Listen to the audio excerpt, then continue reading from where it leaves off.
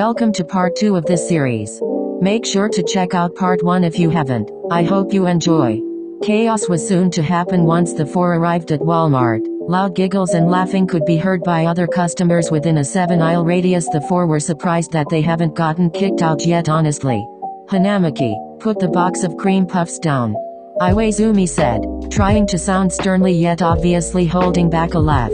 Make me, Hanamaki replied while grinning. Iwaizumi sighed, grabbing the box of cream puffs from Hanamaki's hands and placing it down.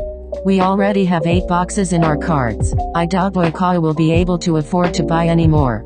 Hanamaki laughed, picking up the box again.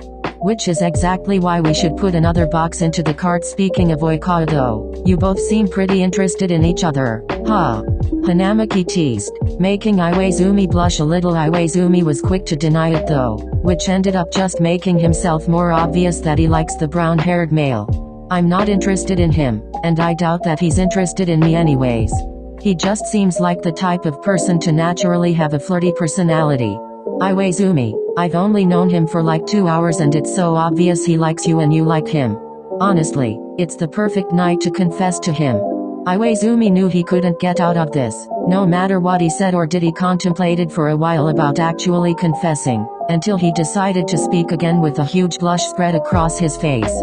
He's going to reject me though. Hanamaki stared at Iwaizumi for a few seconds before bursting out laughing, leaving Iwaizumi confused. There's no way he'll reject you. He's been trying to ask you out this whole time. I honestly thought you'd be the smart one in this friend group. Shut up. How was I supposed to know that he was actually trying to ask me out? If I have to confess to Oikawa, then you have to confess to Matsuhana. Bet. I'll make sure that my confession is better than however yours is gonna be like. 2 aisles down from where Iwaizumi and Hanamaki are, Oikawa and Matsuhana were talking. It's so obvious you like Maki that it's starting to get painful to watch. This whole time you've been simping so hard over Iwaizumi. I don't think you can complain about how obvious my love towards Maki is. I haven't been that obvious. I think I've been pretty subtle with my flirting. Oikawa, you straight up asked him, Iwa, when is our date? And he didn't even reply.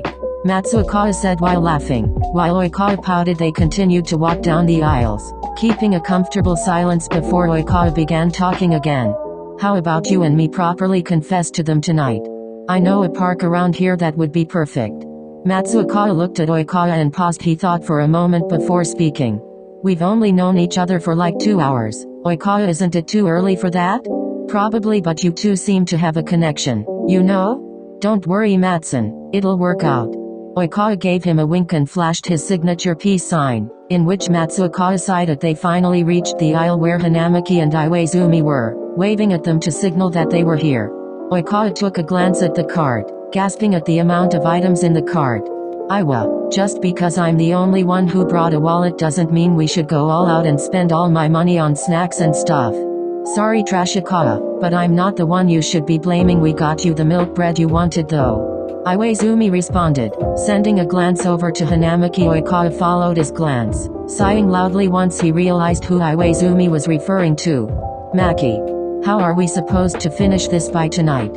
I've done it before. It's easier to finish 9 boxes than it looks. Hanamaki shrugged while Matsuhana laughed at his response. Yeah, can't your boyfriend help you with eating all of this too? Oikawa blushed a little before playfully hitting Matsuhana. He's not my boyfriend, yet. Iwaizumi felt heat immediately rushed to his cheeks, making him turn around so the others don't see him blushing. Yet? Why am I blushing so hard? Iwaizumi thought to himself, yet quickly stopping himself from thinking too hard about it. Come on, let's pay before they actually kick us out. AWH, is I was scared of getting in trouble? Shut up, I just don't want to hear you complain about how you're banned from your favorite Walmart and shit like that. But I thought you liked hearing his voice, Iwaizumi? Both Hanamaki and Matsuhana giggled, which left Iwaizumi sending a shut up before I punch you glare towards them and extremely flushed cheeks. Oikawa on the other hand was extremely confused, but still giggled with Hanamaki and Matsuhana anyways. Once they finished paying, in which Oikawa complained about the total all the way to the car, they got into the car. How about I drive this time? Iwa drives way too slow. Oikawa, no, this is my car, so I drive. After a few minutes of arguing, they forced Oikawa into the passenger seat, which just resulted in him grumbling about how it isn't fair and Hanamaki crawling to the front to blast the radio to drown out Oikawa's protests. While Iwaizumi was driving, his hand was on the gear shift when suddenly he felt a hand gently holding his on the gear shift. He looked down to see Oikawa's hand, in which he suddenly pulled over and braked. "Why the fuck are you holding my hand?" Iwaizumi mumbled, making Oikawa giggle, and the duo behind them burst out laughing and start recording. "You're really not helping making my Wattpad story a reality, Cutie Izumi. Did you just call me Cutie Izumi? I think it's a fitting nickname." Oikawa winked, making Iwaizumi wish he never agreed to going to Walmart with them. Iwaizumi was fully aware of how red his face was, and it really wasn't helping with the flash coming from Matsuoka's phone, which was obviously recording. Iwaizumi had enough of being the one who was flustered, so he gave a confident smirk. "Then can I call you Predakawa?" Oikawa felt his heart completely stop at that sentence, in which his face almost matched Iwaizumi's. When it came to redness, he really wasn't expecting that, especially when in the back all he heard was a series of OUUs coming from Hanamaki and Matsuokawa. Iwaizumi kept driving and Oikawa was too speechless to say anything. Matsuokawa was giving directions to the park while Hanamaki was leaning on his shoulder, which made Matsuokawa's heart beat like crazy. Am I really about to confess to him? Matsuokawa thought to himself, mentally making up a plan for what he was going to say. Little did he know, Hanamaki was doing the exact same thing. However, their thoughts were soon interrupted once Iwaizumi pulled up to the park.